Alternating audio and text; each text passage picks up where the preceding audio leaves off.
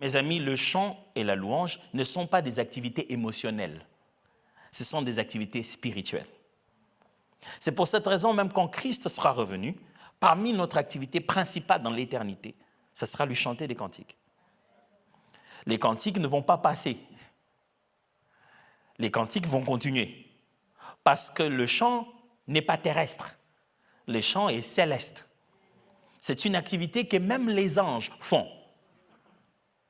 Le cantique, le fait de chanter n'est pas une activité émotionnelle pour nous. Non, c'est l'homme intérieur, l'être intérieur. L'esprit de l'homme a besoin d'exercer, de chanter, d'exprimer la musique. C'est un moyen de connexion fort avec Dieu.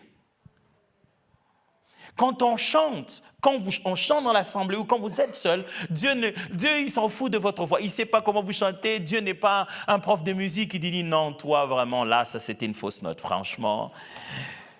Dieu n'est pas là du genre, il dit non, lui, je n'entends pas, mutez-les, ça fait trop de bruit.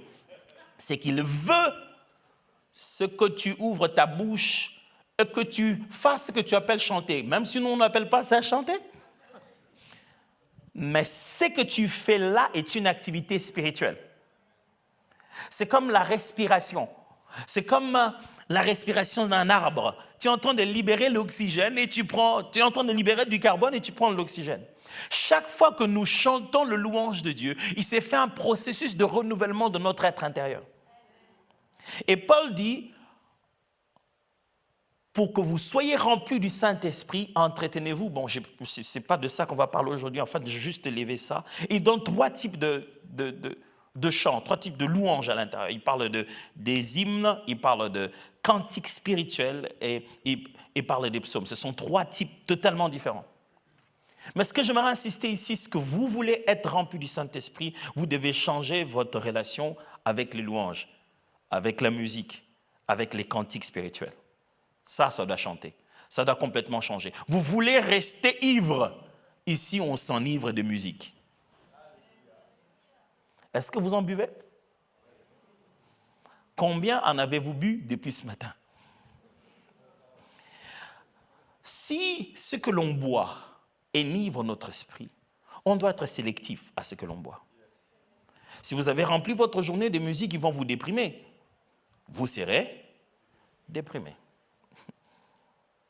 Imaginez-vous, un roi a voulu se faire Dieu.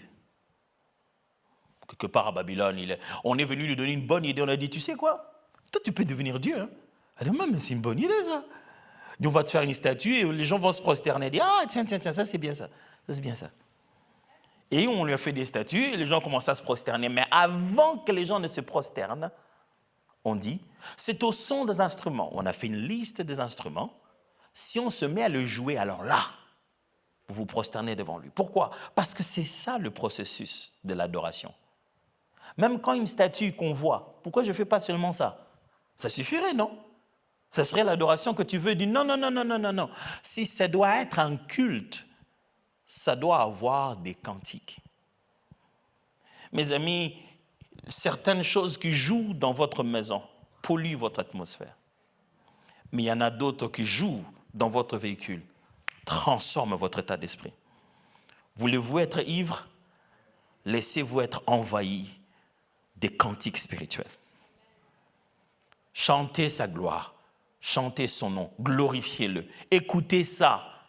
Vous savez, écouter encore avec des baffles, c'est une chose, mais écouter avec des oreillettes, vous amenez ça tout droit dans votre esprit. Tout droit. Il y a quelque chose dans nos oreilles qui dépasse notre intellect et va directement dans notre esprit. C'est-à-dire, quand ça entre dans tes oreilles, l'intelligence n'a pas tout pouvoir pour maîtriser ça.